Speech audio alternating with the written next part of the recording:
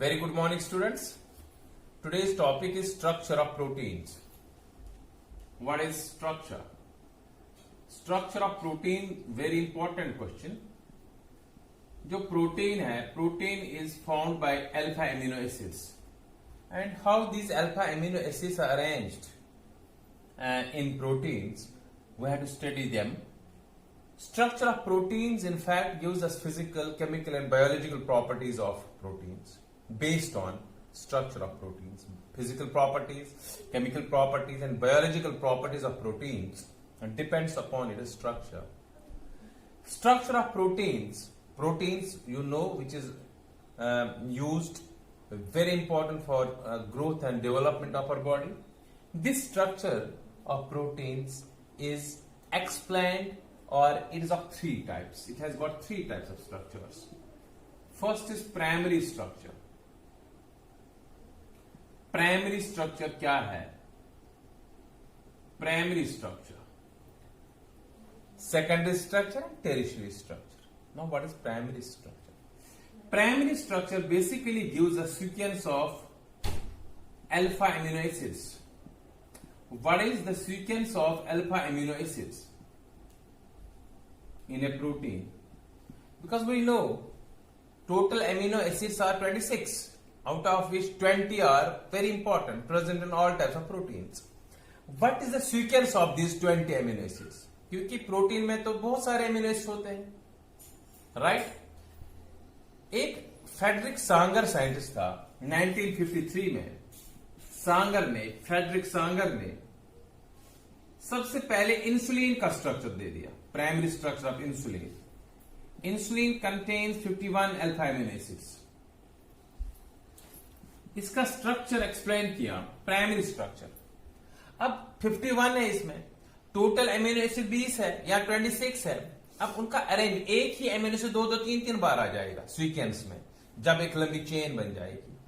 And that sequence of, जैसे haemoglobin बता रहा हूं, हीमोग्लोबिन में एक मॉलिक्यूल ऑफ हीमोग्लोबिन जो है, it contains 374 alpha amino acids, right? What is the sequence of these alpha amino acids in hemoglobin? That determines primary structure. Suppose मैं A, B, C, D बता दूं amino acids का. Suppose किसी में 51 है, A 10 बार है, B 5 बार है, C 3 बार है, D 1 बार है. तो उनका सीक्वेंस क्या है, किसके बाद कौन सा है? This determines primary structure. इसी पर डिपेंड है functional property of amino acid. कौन सा एमिनो एसिड कंबाइन करके हेयर बनाता है, कौन सा मसल्स बनाएगा, कौन सा एंजाइम बनाएगा, किसने हीमोग्लोबिन बनाया, ये किस पर डिपेंड है? Primary structure of alpha amino acid, sequence of alpha amino acids in, it is 574, not 374, 574 alpha amino acids, right? Now in haemoglobin, in which contains 574 alpha amino acids, अगर एक alpha amino acid, glutamic acid, एक alpha amino acid का नाम है, उसकी जगह valine डाला जाए, वैलिन रिप्लेस करेगा, तो डिफेक्टिव हीमोग्लोबिन बनता है. अब ध्यान से सुनो, 574 का जो अल्फा एमिनो एसिड का सीक्वेंस है, एक की सीक्वेंस अगर इधर उधर हो जाए, instead of glutamic acid valine is another alpha amino acid अगर रिप्लेस करें, तो सिकल सेल एनीमिया हो जाती है. अब आप खुद बोल सकते हैं सिकल सेल एनीमिया, ठीक है? ये बहुत इज अ हेरिडिटरी डिजीज. तो हीमोग्लोबिन, सो हर एक प्रोटीन में अगर सीक्वेंस चेंज हो जाए तो that is very dangerous, disease हो जाती है, कैंसर हो जाता है, बाकी डिजीजेस हो सकती है. सो जो एक, सपोज हेयर का एक प्रोटीन बना, जो इसमें सीक्वेंस है वही दूसरे में होनी चाहिए, वही तीसरे में होनी चाहिए. दिस वेरी इंपॉर्टेंट, क्योंकि ये सीक्वेंस हमारे सेल्स में ही है. ये सीक्वेंस का मैकेनिज्म, प्रोटीन सिंथेसिस होती है हमारी सेल्स में, राइबोसोम्स में. ये हम आगे पढ़ेंगे, इसके लिए आरएनए डीएनए की इंपॉर्टेंस है, वो हम दिखाएंगे. So this is primary structure. Sequence, एक particular sequence of alpha amino acids in a protein determines primary structure of proteins, right? अब मान लीजिए, लेट अस सपोज मैं लेता हूं एक दिखाता हूं प्राइमरी स्ट्रक्चर कैसे हम दिखाएंगे। NH2CHR, मैंने आपको पहले ही बताया ये अल्फा एमिनो एसिड है। मैं इधर से दूसरा अल्फा एमिनो एसिड लेता हूं समझाने के लिए, NH2CHRCOH, राइट।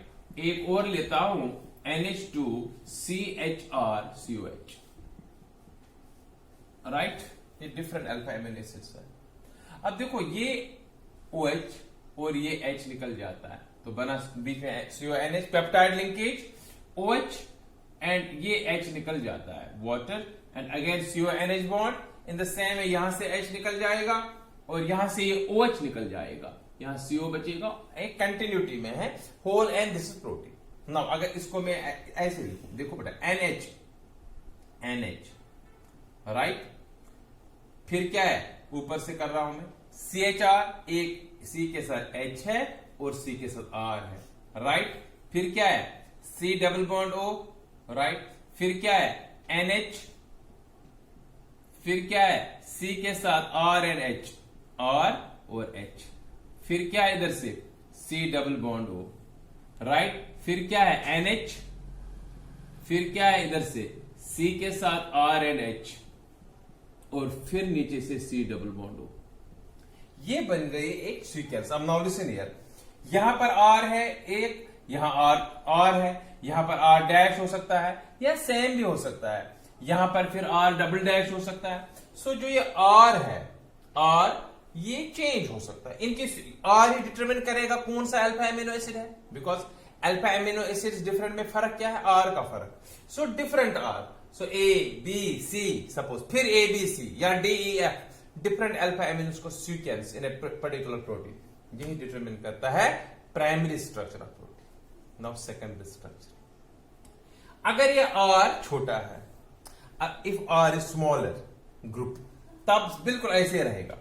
देखो बेटा, अब यहां से आएगा दूसरा, ये एक चेन बन गई, अब दूसरी चेन में C double bond O like this, फिर क्या होगा C डबल बॉन्ड O के बाद NH, right. C double bond O के बाद NH, मैंने NH लिखा, फिर NH के बाद क्या होगा, देख लो यहां पर NH के बाद क्या आया C, यहां से R, यहां से H, फिर क्या होगा C डबल बॉन्ड O। तो ये कंटिन्यूटी में ऐसे देखो बेटा क्या होता है, ये H और इस O के साथ एक हाइड्रोजन बॉन्डिंग पॉसिबल है, right. This hydrogen bonding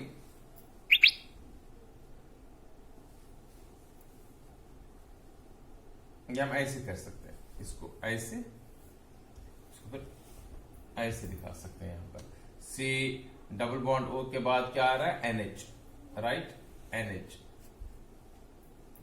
NH ऐसे, फिर क्या आ रहा है, फिर CRH, फिर क्या आ रहा है इधर से, वो एक ही बात, उसमें कोई फर्क नहीं पड़ने वाला, C डबल बॉन्ड O, फिर क्या आ रहा है C double bond NH and so on, it is like this.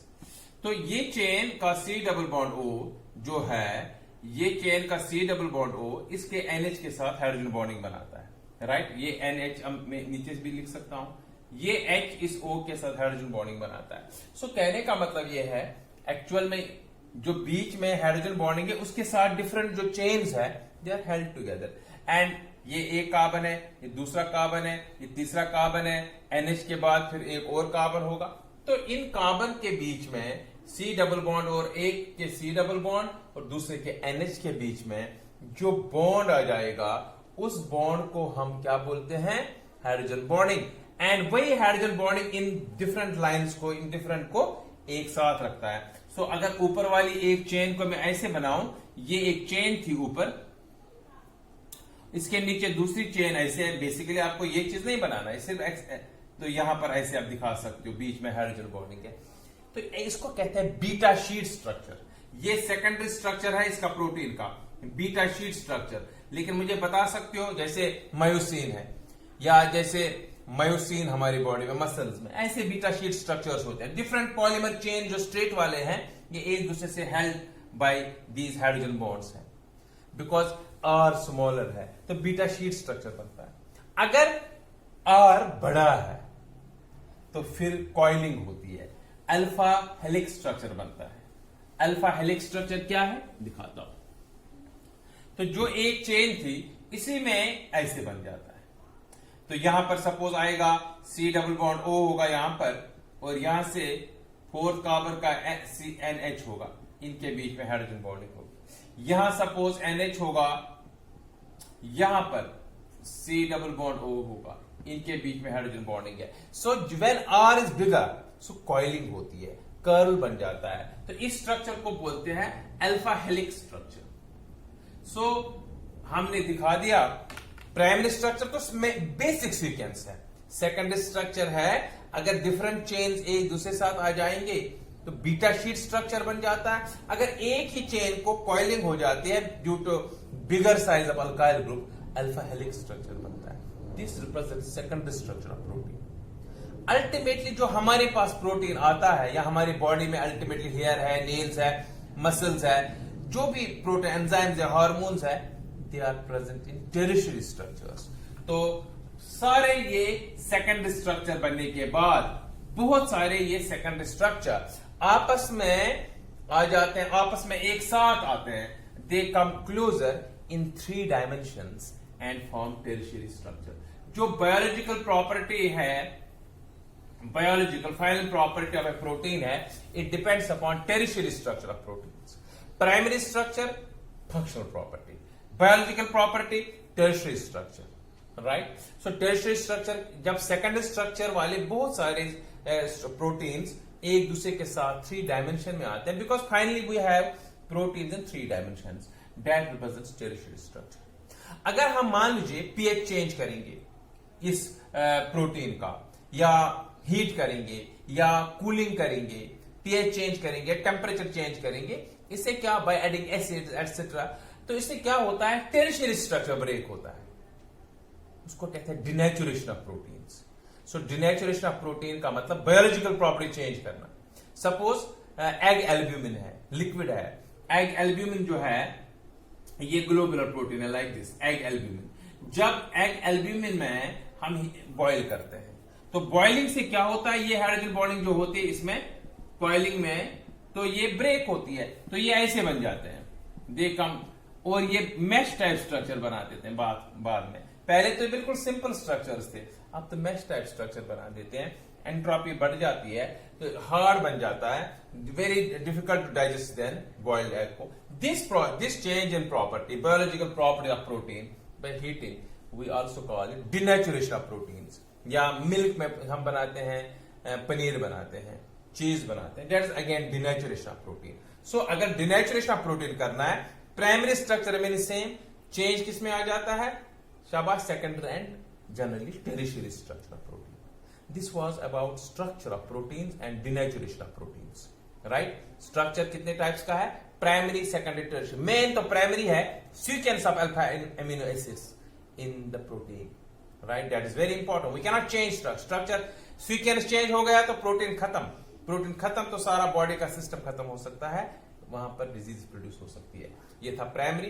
Then different primary structure chains are held together either in sheet structure, that is beta sheet structure, or they get coiled, they form alpha helix structure. And ultimately different secondary structures when come closer in 3 dimensions, they form tertiary structure. We can change tertiary and secondary structure, not the primary structure, by heating, changing pH, etc., which is known as denaturation of proteins. This is all for the day. Thank you. God bless you.